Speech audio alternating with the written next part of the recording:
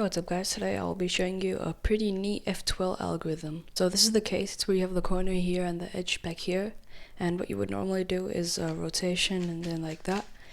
But a more 2-gen way, an efficient way to do it is like this.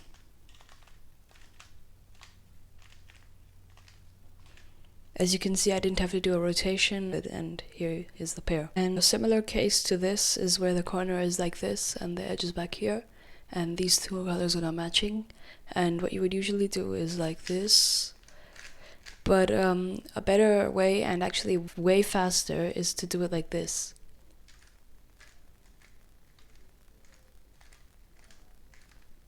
Here it is in full speed. So I hope that helped you. Those are two F2L cases that I found pretty hard and found better algorithms for you. And I'll see you next time. Bye.